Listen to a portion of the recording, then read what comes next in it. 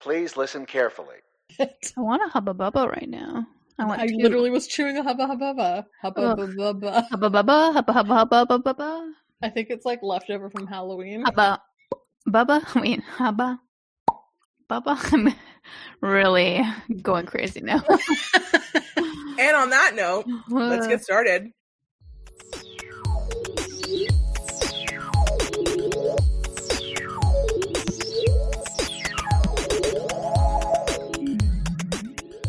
What's up, sisters? Welcome back to another episode of Everyone and Their Sister. I'm Christina. I'm Natasha. And I'm Stephanie. Guys, this is our last episode of the year. I think this is going live on the 22nd. We are rolling up into Christmas, or more importantly, my birthday. Very exciting.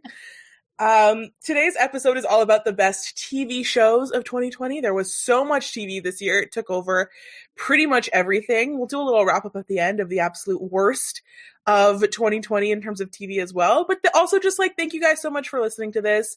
Our little December wrap up of the best of the year. For how weird this year was, it was good to just sort of end it this way. We'll be on a little break next week, so there won't be an episode on the 29th, but you'll see us again bright and early in January, where, spoiler alert, we're going to plan a Bridgerton review, because that's my plans for Christmas Day. Same. Yeah. Same. I bought some stuff to have a really nice brunch with my mom. She's going to come over. It's just me and her. She's going to stay over on the 24th. To be on the 25th. I bought some stuff to make a Dutch pancake and have a whole brunch spread and start Bridgerton. Ooh. Bright and early on Christmas morning. It's going to be so I have plans because my family, I told them, I said, listen, I have plans Christmas. You have to deal with it yourself. And they were that was an unacceptable thing to say. So I was like, well, fine. At 8 p.m., I'm going to leave you with a cheese board for myself, a personal cheese board and a bottle of wine, again, for myself. I don't want anyone coming into my room and talking to me because I have plans and I'm going to light a candle. I'm going to snuggle up. It's going to be great. You're really setting the mood. I'm setting, and guys, if it's bad, knock on wood, Stephanie is going to be pissed. It looks like it's going to be good. Yes, she does a good season 1. Yeah, this one will be good. If there are more seasons, who's to say? It's a entire grab bag of what could happen there. Yeah, I'm probably going to watch it too. I feel like I'm going to have to get up early to watch it though. What time does it drop? Probably 3 a.m. because, LA time or something. Sometimes their Christmas releases can be a little bit later than 3 a.m. because it's midnight LA time. That's some kind of BS. Yeah, because I don't know if that'll happen this time. I don't know if that's a regular thing, but I think it was last year they released something on the 25th, and your girl happened to be up, and I was like, well, same thing that I did with Umbrella Academy. Why don't I just start it now? And it wasn't available for a while. Ooh, brutal. So I like that all of our plans are to watch Bridgerton on the 25th. I love Steph's plan. It sounds very cozy. I love a personal cheese board. You're inspiring me. Should I be making brunch while I watch? Is that what I'm going to do? Whatever floats your boat. I literally planned my whole Christmas Day with my mother around the show because I think she'll like it. And also I know we can get through the whole show. I think so she'd we'll like start it. I think so. I like that you say that you know her that well. I'm based on what I know, I think so. Based on her 50 Shades preferences. Yeah. I think she'll enjoy it. And I feel like we'll start the day off again with the Dutch pancake. Throughout the day, somewhere around episode 4 or 5, a cheese board is making its presence known. And then I have a nice Christmas dinner planned for once we finish Bridgerton. So it should be nice. I don't know if I'm having Christmas. Our family is undecided at this point. So it's been an interesting year. It'll be an interesting Christmas to follow up a very interesting year with a lot of very interesting TV. So going into it, Stephanie, what was your best show this year? I already feel the pressure in my bones for some reason. I mean, there's a lot of honorable mentions I want to get out of the way first. Because this year, I've watched more TV in my entire life than I have since I was 16, let's say. Honorable mention, The Queen's Gambit. Didn't know chess could be so sexy. Didn't know intense eye contact while moving a chess piece could make you feel hot and bothered. Sanditon, the Jane Austen unreleased novel. That was a good series. Only one season with Theo James, who does a lot for me on a personal level. Then we have The Vow, which is about the Nexium pyramid scheme what is it called? Executive Success Program. That was a really good documentary. I blew through it. I'm so mad that I started it without waiting for all the seasons. But the most important part of this year is I discovered K-dramas. I don't know why it took me so long. Delighted for you. It was a mistake on my part because I've missed out on so much. The first K-drama that got me into it was Romance is a Bonus Book. Then I followed it up with Crash Landing on You, which, to be honest, I could talk about that one as well because the man in that one, ooh, beautiful. But I'm going to talk about The King Eternal Monarch, which was on Netflix. Yay. This was the one that I was like, oh my God, I'm obsessed. I need to know what happens next. And I started it again without waiting for all the episodes because K-drama series are 16 full hour, maybe an hour and 10-minute episodes. It's such a time commitment. And yes, you have to read every subtitle. So you can't even scroll on Instagram. If you do, you have to pause it and rewind to know what you have missed. But The King Eternal Monarch is a romantic fantasy series about should I read this one? No. Okay, yeah, I'm gonna read it out because it's too complicated. Set in a fictional modern-day kingdom called Korea with a C, Corea, the series follows Lee Gon, the son of the previous king who was assassinated by his half-brother following a coup. 20 years later, after being saved by a mysterious person during the coup, now Emperor Lee Gon crosses a magical barrier and sets foot into an alternate reality where instead of his kingdom, the Republic of Korea exists. There he meets the feisty police detective, Taeul, I don't know how to say her name. Apologies. And they team up to help close the door between worlds. So it has everything you want. Parallel universe, how an alternate reality, where your life could have gone, doppelgangers, your second self in another parallel universe, romance at the heart, and a monarchy. I love. Also, somewhat has time travel. Time travel, correct. I love it. This is me in my second life because of XYZ choice. Like, I love that kind of stuff. The man is beautiful. And listen, it's a slow burn. It's a slow burn romance. You're going to have to put in the time and effort. So when they touch hands, you're like, oh my God, they touched hands. I'm moved on an emotional level that I didn't think I could. I'm squealing like a loser while watching this, being like, oh my God. Korean dramas really create a sense of patience in you because you have to really anticipate all that build up because that's what they thrive on. That's their success. If they have an indirect kiss, which is like when they share a bottle of water or some shit, guys. Also, they really know how to utilize a slow-mo. Like, not every show can do it to the extent that you have a fight scene in slow-mo. Excellent. You have that same scene from 3 different angles in slow-mo. You're like, okay, sure, why not? You see the same scene twice, one in one episode, then they recap it for you in case you forgot. And then they'll add in lines, though, that weren't in there in the first. So you have to actually watch it. I'm sorry, I still don't believe that that's true. Like, you've said that before, and I still think it's just one person translated the previous episode, and someone translated add a whole scene in between that was not there before. You'll watch a scene, and then they'll make you see it from another character's perspective. So you're getting the background of how that person got to that particular spot in the world, and you're like, literally every Korean drama does this, and I've been watching a lot lately, and they really all do it. Their skin is flawless. Their coats magnetic. Literally, the coat game in Korea. What is happening there? Do they have a monopoly on coats? They know how to fucking have a coat blowing in the breeze as they walk by. Billowing. I am jealous 85% of the time, and of their skincare.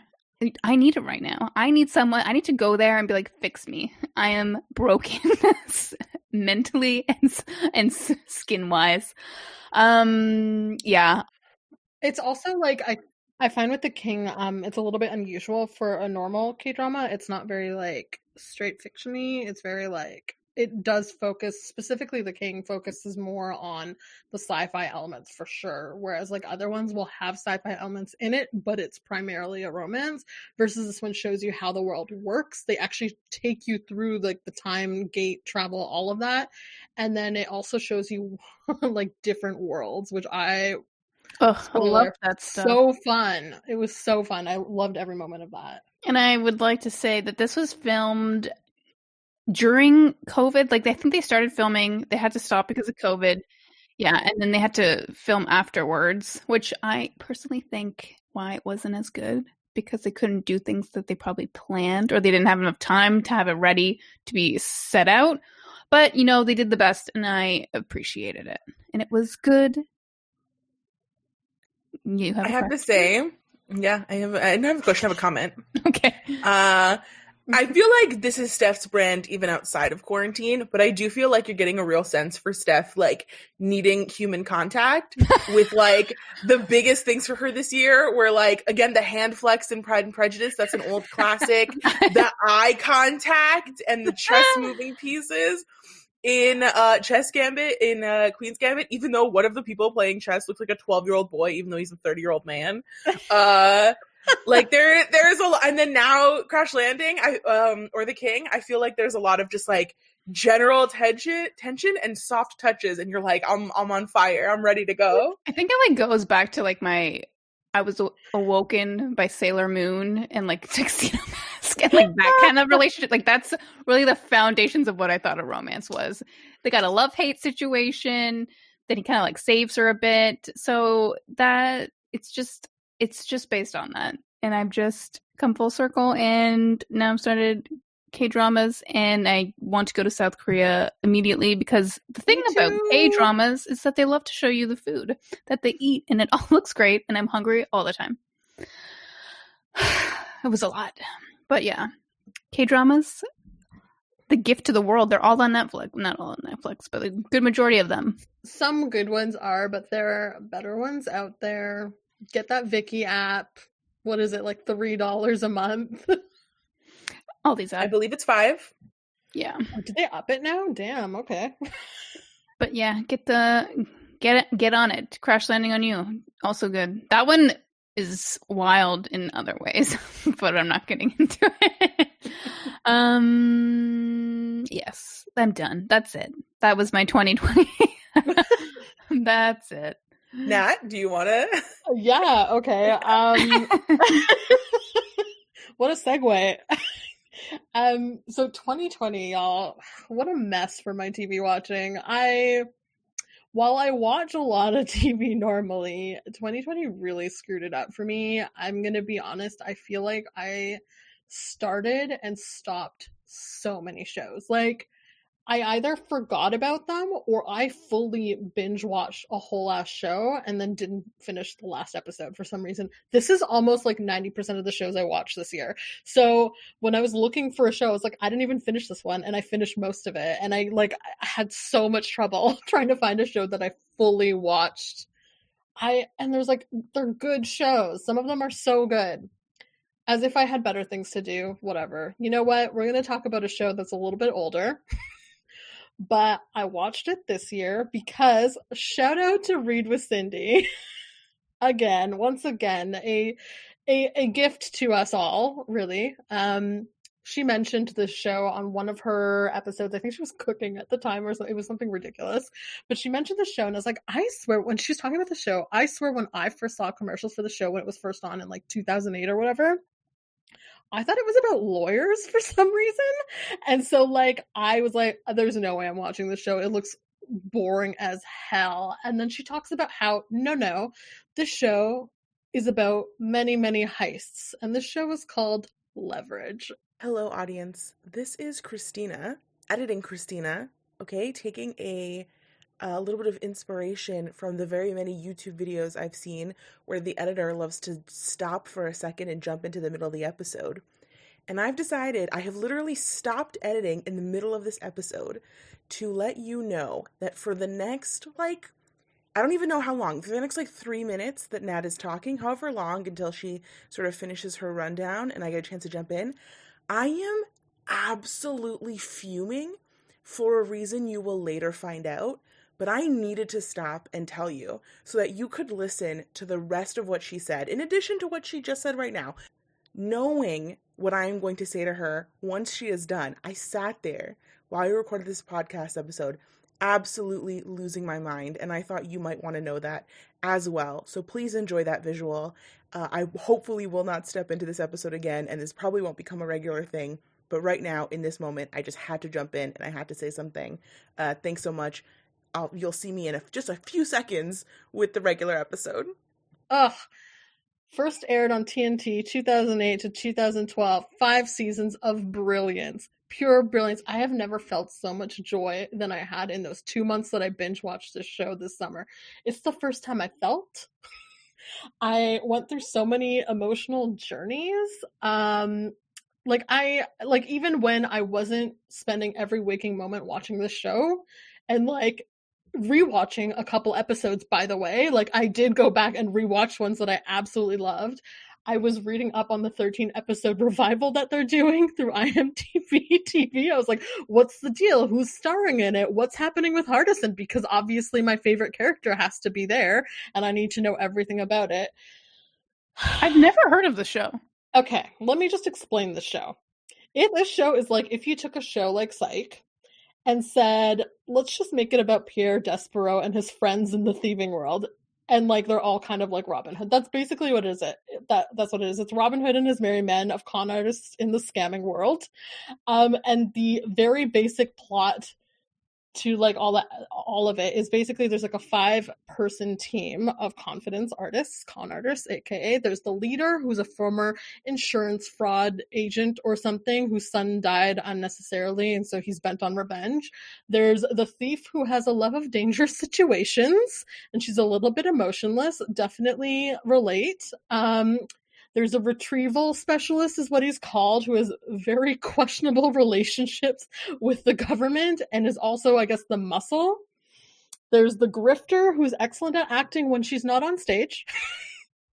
And of course, the most beautiful, cuddly actor who has ever graced us, Hardison. Love him. And like each episode, basically Nate, their leader, who's the insurance agent dude, picks a case from a everyday person who's been wronged by a greedy corporation or some rich dude or whatever, and they all plan an elaborate heist to not only get revenge but actually give back the stolen what was stolen from those who were wronged. So it could be money, it could be like secret plans for something, it could be like what is it called when you create something? A patent. Yeah, it could be a patent. So they're like very elaborate heists, and like I'm not gonna lie, each episode the heists tend to get a bit more elaborate every single time. They don't need to be. That's not really why you're there, even though the heist thing is a great backdrop. But they just do get like a lot more complicated unnecessarily. But it's fun. It makes it really funny. But what's really great about the show is it doesn't take itself seriously, much like Psych, where like a lot of it could be like a reference to something like from a movie or from the 80s or something, or it just does not take anything seriously and it's just having fun. And it's also surprising for like an early, well, I guess like late 2000s show to be something that's like, it's kind of like, this is credit to Wendy here, it's kind of accidentally left. You know what I mean? Like there's very like socialist stuff happening in there where it's like, yeah, we're taking from the rich, we're taking from the corrupt, and we're righting all the wrongs in a very capitalist oriented world while still having characters that are kind of for that at the same time. It's really bizarre. I have a couple of thoughts. Mm-hmm. I have my first thought of, I can't believe that you picked something that would bring me so much joy because I love Leverage. And then you would make me so enraged in your choice of it because I was so happy you watched it earlier this year. And when you first initially started watching it, I actually didn't realize it was the first time that you had watched it. Like the way you were talking, I think some things you said, I thought that you had seen episodes before. So we're going through it, we're talking about it. And now you're sitting here and Read with Cindy deserves a lot of credit. She does. Glad she talked about it. Glad she liked it, especially if you got to watch it. But the audacity to act as though I have never talked about Leverage before. I have not told you to watch Leverage when I myself rewatched Leverage not that long ago, when I have not said to you, oh, I think you'd really like Leverage, it's a lot like Psych. The audacity. I cannot even remember you saying it like that. It did not click with I've me. never heard of the show before, so I it was see, never in like, my if you were presence. It's just to be fair, I can't fully remember if I've talked about Leverage with Steph before. It probably has happened if we've all been together, but you specifically, I have had conversations with. Leverage is like Psych because they do the thing where each episode is like a trope and then they play off of that and it makes it great. It truly does, and I am so sorry I didn't watch it before. I honestly was like, nah. And then it just didn't click. But this was like the perfect, I think COVID provided the perfect environment for me to be like, what is this 5-season thing? I'm going to have to watch like 100 episodes of something. And I was like, yeah, this is the perfect time to do it. And I freaking did it. God, I could rewatch the show like early 2021. I'll probably rewatch it. Like, I think it's just like the only thing that's actually brought me joy in so long. Like, I could read a ton of books. None of them has gotten me emotional the way the string of emotions I feel in one episode. It can go from like, oh my God, this is so hilarious to like, oh my God, Spencer, tell me about your broken life. I think there's something really great about a show that one and like knew it was going to end. It had a good ending. It's one of those shows where you get to that ending and then you just immediately want to start watching the beginning again. Like you're not ready to leave them. I want to go on this journey with you one more time because it was so satisfying. Yeah. It's got like a good recurring set of jokes that it uses too, which I absolutely love in any show. But one of my favorites, of course, is Spencer will take one look at somebody. He's like the muscle or the retrieval specialist. He'll take one look at somebody or like hear one sentence out of their mouth and is immediately able to list everything about that person. And everybody's always like, how could you know that from that one look? And he's like, it's a very distinctive blank. So it'll be like, he has a very distinctive watch or he has a very distinctive pair of shoes. And you're like, what even are you talking about? Love it. It's so good. Hardison. He's my absolute favorite in the show. Like, I can't even like say a particular one thing about him that I like. It's just all of him. He's such a good, he was like very much a blueprint for like the nerd in a show, but as the nerd started to become a cooler person, like I think pre-Leverage, not that Leverage specifically did this, but like shows like that kind of did, where the nerd was always very much like the basement dweller, and like you still love them, they were lovable, but that was their vibe. In the Hardison Post world, the nerd is like, it's the age, he says it all the time, it's the age of the nerd, baby. I love it. He's so cute. His little enemy relationship with Will Wheaton. Oh, love it. It's like, God, the dynamics of the show. So good. It was so much so that I was missing the show almost immediately after I watched it. Like in like the last 2 months that I haven't been watching it because I literally just watched it. I was like, well, what do I watch now that can replace that?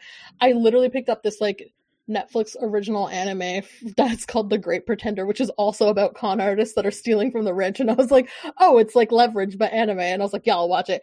It's actually quite good, but it's still not Leverage. So I'm just like, should I just watch Leverage again? Is that what I'm doing?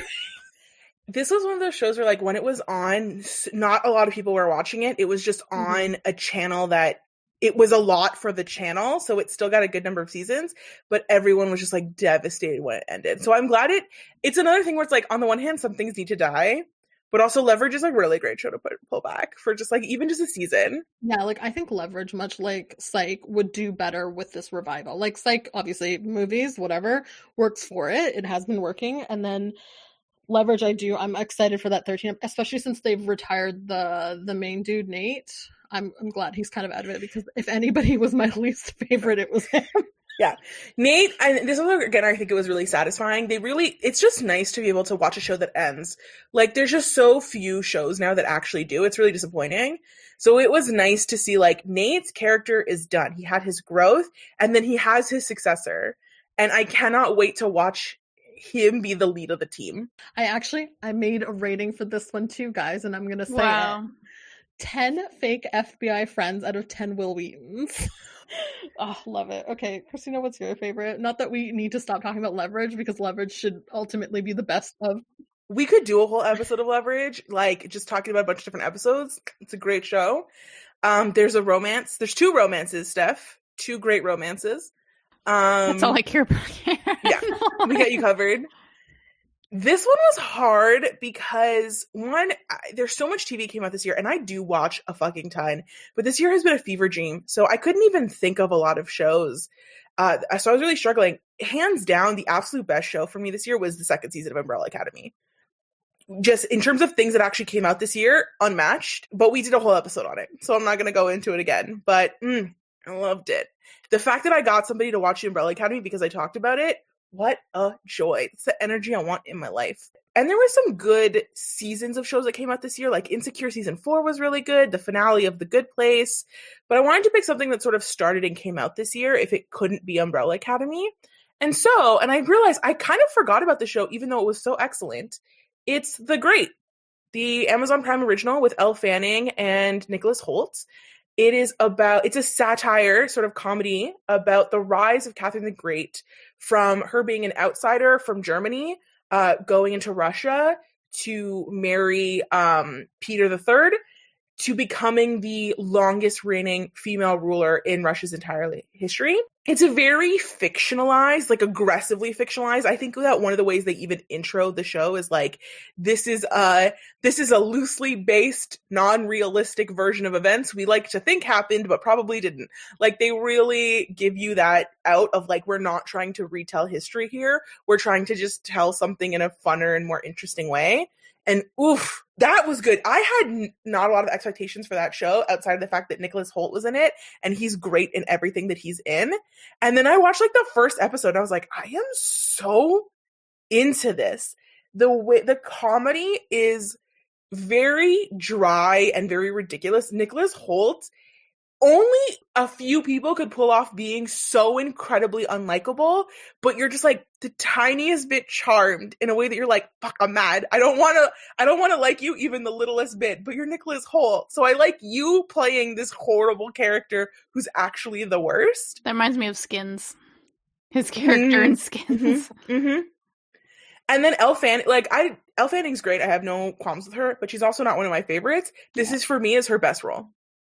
She came alive in this role. She probably should be doing more comedies. I feel like she tends to do a lot of dramas. Yeah. And the plot, for anybody who doesn't know, the plot of the first season is she goes to Russia, she marries Peter III, and then she plans to kill him so she can take over. Oh, love So it's that. her going from like a young, innocent, thinking that she's going to fall in love with the person she's about to marry kind of girl. Very like classic, very classic historical fiction-y vibes, to her realizing he's the absolute fucking worst and being like, but what if I ruled Russia and you were dead? And then she plots, and it's like a whole ordeal. And the end of the season 1 was a wild ride.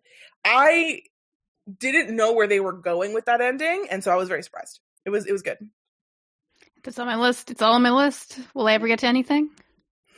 That one is a very quick watch. It is hour episodes, but it does not have many episodes. Oh. It's 10. It's not a lot. I know for you that's a bit much, but it's not that much. What do you mean? I just finished Vampire Diaries. It's 22 episodes. There you go. That's a whole day's worth of TV. This is just half a day. It's true. It's very true. It's really good. Similar to Personal History of David Copperfield, it kind of tried to do a little bit of blind casting where there are characters of color who are, for the most part, main characters. Like, one of the sort of right hands of the Emperor is, I wish I could remember his name, but he's a brown man. The generic, like, cast of people are people from different backgrounds. It's not as good as Personal History. It's certainly still an aggressive amount of white faces for sure, but at least it's something where it didn't feel like the whitest show, you know? So that was kind of nice, especially because, again, some of those characters are like pivotal characters. The right-hand man of Peter ends up going against him and being for Catherine. So he's a very pivotal character. And so it was nice to see him throughout the show. It was just very unexpected. I think it's probably one of the best Amazon Prime shows out there. I'm intrigued. I got Amazon Prime after it came out, so it wasn't top dollar billing. I will say, because it came out in May, I felt like I could still feel joy in things. Certainly since May, the ability to feel joy has gone down. I watched Queen's Gambit.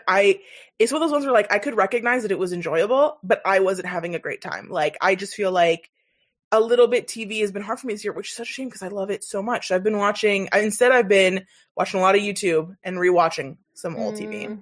So happy you joined YouTube more so than you ever have. Yeah. Props to Steph. This was really the year of makeup YouTube for her recommendations. Because of D'Angelo Wallace, this was the year of commentary about things that I don't really care about, but I'm desperate to know. And that's just what's happening now. I just watch a ton of YouTube videos and I rewatch old shows. When you guys would say, I don't know how you don't watch any movies, TV. I'm like, yeah, you know why? Because I watch 4 hours of YouTube a day. That's where my time went. I will say, and that's correct, but also I'm still getting through quite a bit of TV. But that's you, right? I'm also reading on the side. That's true. Also, like, I was looking at, because I was trying to do research for worst shows of 2020, have you noticed there's been a lot of space shows this year? Like, a lot. Like, what are people doing? Why are people talking about space right now? They're What's into the deal? Is this our segue into our worst I think it is. of the year? As a reminder, The Great from Amazon Prime. You can watch that now. Leverage. You cannot really watch it anywhere in Canada. I'm sure it's available on Prime. I think season 1 might be available for free. The rest, questionable sources. My pick is The King Eternal Monarch, now available on Netflix worldwide. Okay, I'm going to go into my worst pick because I'm furious about it. My worst pick, this show is the one I hate watched the whole thing. So like I'll get to like a point like, was it terrible? Was it good? Unclear. Was I mad all the time? Yes. And it's Emily in Paris, or, which we later learned, Emily in Paris. Go fuck off. Amelie in Paris. Either or. Heinous. Hate it. Will I watch the next season? Probably, just to see if they fulfill the threesome thruple.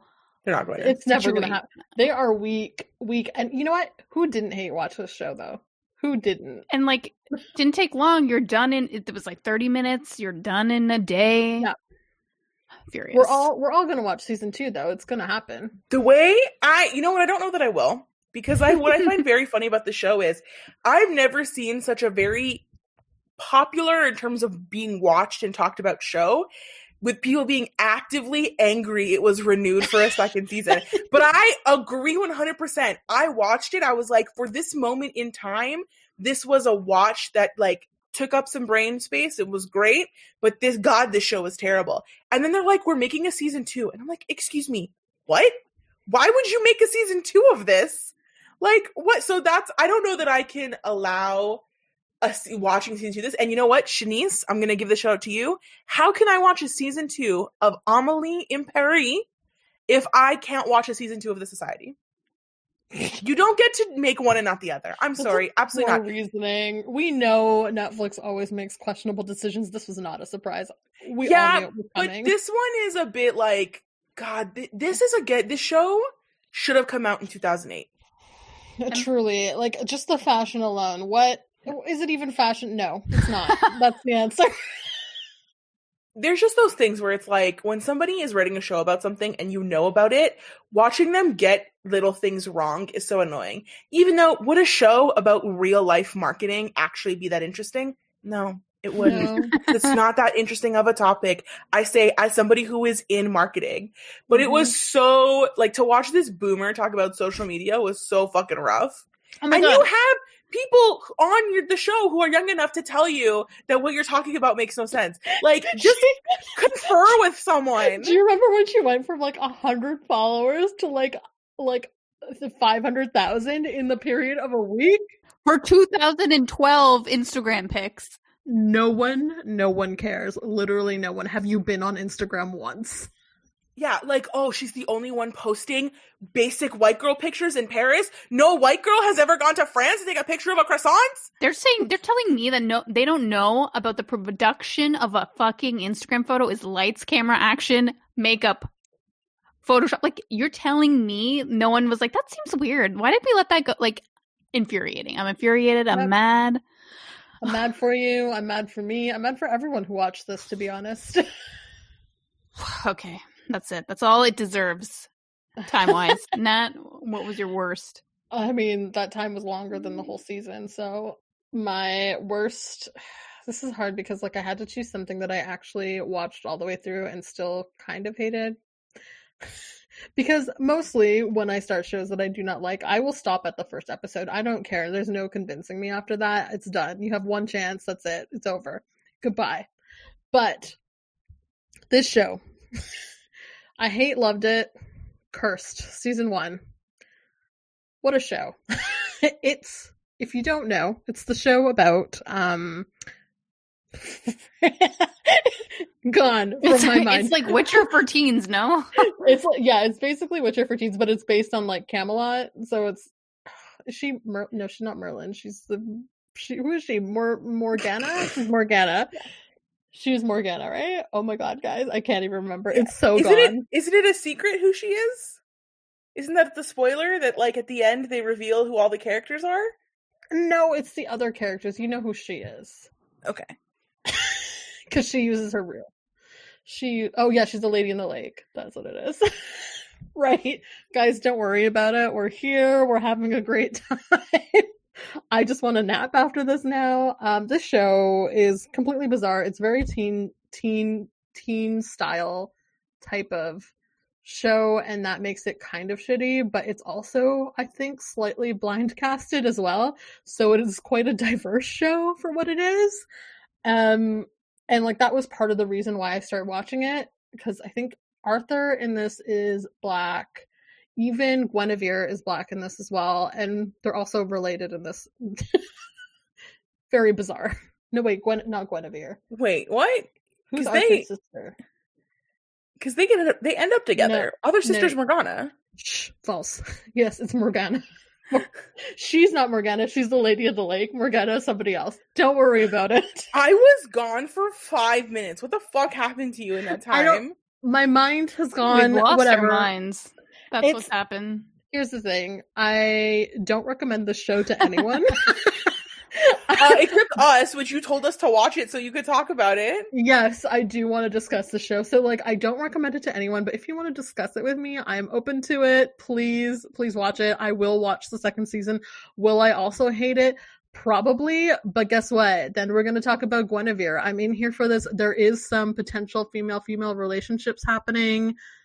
I want to watch it again. Even though it's terrible, I would not recommend it. That's it. That's all I'm going to say. Christina, what was your worst show? Oh, we're just done? Okay. So there's a lot of garbage that came out this year, I'm not going to lie. And I'm a bit tied with 2 choices. So I'll briefly talk about one and then I'll go into hard with the other one. But the 2 choices where I'm like, these are 2 contenders for literally garbage shows of the year are I Know This Much Is True with Mark Ruffalo and a bunch of other people. Because Mark Ruffalo plays 2 people. He plays twins. And Space Force, the Steve Carell life imitating thing. Art, imitating life thing. So I Know This Much Is True. I'm going to hand wave over this. I feel like I Know This Much Is True. There was no potential because the book it's based off of also sounds like utter bullshit. It doesn't matter what it's about. Don't watch it. Mark Ruffalo plays twins. It's so weird. And I just wanted to bring it up because I just feel like as a society, we need to talk about how Mark Ruffalo is burning through all of his good capital. He's burning through it with this hot mess, and then him also sticking up for Chris Pratt on Twitter.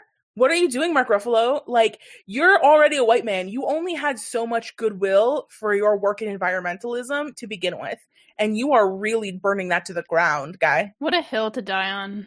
And for the worst man. So that's I Know This Much Is True. I would say don't even watch it. If you're chilling and you're on Crave and you see it pop up because it's an HBO show and you go, who's that with Mark Ruffalo? What is this? Don't watch it. It's just Mark Ruffalo twice. It's not worth it. I gotta give it to the actual worst show though is Space Force. And I'm saying Space Force because Space Force had potential.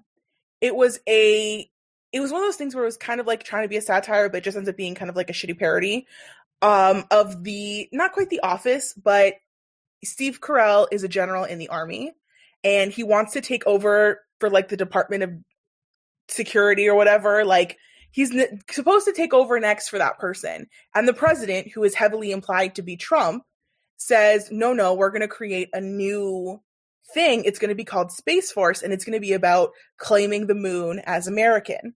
And then I think that happened, and I don't know if the show started that idea, and then Trump was like, oh, that sounds like a really great idea, let's do that. Or if Trump was like, let's do this, and then they made a show about it. Like, I genuinely don't know which one happened first, but I know that Space Force is a real thing in American politics now, thanks to Trump. So that's something that's weird that's going on. And basically Steve Carell is given like, you're going to be tasked with being in charge of Space Force. And it's like a career ender. Like, this is a fucking joke. And the show has John Malkovich. Ben Schwartz is in it in like a very John Ralphio type character. There's a couple of other actors in it who are funny in their own way. What's her name? Phoebe from Friends? I forget her name now. Lisa Kudrow. Thank you. She's in it as his wife in the first episode. In the second episode, you find out that in between him getting the promotion or whatever to be in charge of Space Force, them moving to Nevada or wherever they moved to set up Space Force, and the like 6 months since they moved there, she's now in prison for the rest of her life. And through one full season, they never explain to you what happened that she ended up in prison. You don't learn. She just is in prison. That's just a thing that happened. Did she leave the show and they're like, we don't have time to fix it? No, because she's in the show from prison. Oh my God, what? Yeah. Ben Schwartz, I don't know how, like, you had a John Ralphio type character. How could I be mad about this? John Ralphio's the best. But it was a truly hot mess. And I watched the whole thing just to be like, is this gonna get good? And it didn't, guys. It really didn't. So I wouldn't be surprised if Netflix announced there's going to be a season 2. Ew. It was rough. I feel like the hype for that show really died. So, they renewed it for a second season. That I don't even know how, because there's no way this had the viewership to justify that, Netflix. Like, Justice there's no way for Society season 2. Justice, Shanice. Justice. Wild. That was the absolute dregs of the year. It sounds like 2 of the worst shows from next year are going to be Emily in Paris season 2 and Space Force season 2. It sure does. So that's it. That is our year wrap up. This is our last episode of 2020. Shout out to Quarantine, I guess, for making it possible for us to record and release an episode every single week since the middle of the year. Brought us back. Yeah, because we came back in April of this year. What a time. Thank you guys so much for listening. Thank you guys so much for like spending some time listening to us this year. I guess that's something. I don't know why you made the choice to listen to that many hours of us talking about nothing, or watching it if you watch the Christina Reed's event. I'm happy you're still here. Keep doing it. Please tell us again what you want us to talk about. We love that. Give us give us a full topic. If it's like complicated, I don't care. I'll do the research. I will do a deep dive into something. Don't you worry. We could do, the possibilities are endless. We need to do a YouTube segment again. Yeah. You heard our amazing pop culture conspiracy hour. The kinds of connections we made in that episode. Mind if you blowing. haven't already, go back and listen to it and then tell us what you want. Big brain moves coming from us. Yeah. So thank you guys so much for your year. Have a happy holidays. We will see you January 5th, I think. Whatever Tuesday is the first Tuesday of January, with our Bridgerton review, which we're very excited for, keeping it to the TV theme. So make sure to watch that season, and then so you're ready for us, and we can have a nice discussion about it. And again, taking notes. If it's bad, don't talk to me. I'm going to be really upset. If it's bad, Steph just won't be in the review episode. Yeah, I'll be here, but silent with the dead eyes. You could just breathe into the mic. Listen, they have enough beautiful people that maybe visually I'll be like, it's fine, I'll just mute it. I don't need to listen to the plot. I'm sure it'll be great. We're gonna, you know what, optimism for this one. We have to end off the year at a high, and I think that will be it. All right. Thanks, guys. Bye. Bye. Music credit goes to Jazahar, but please listen carefully and Clarabelle for wallpaper. All right, that's it. That's a fucking wrap on Is the end of season 5, or are we going to keep season 5 going into January? No, end of season 5.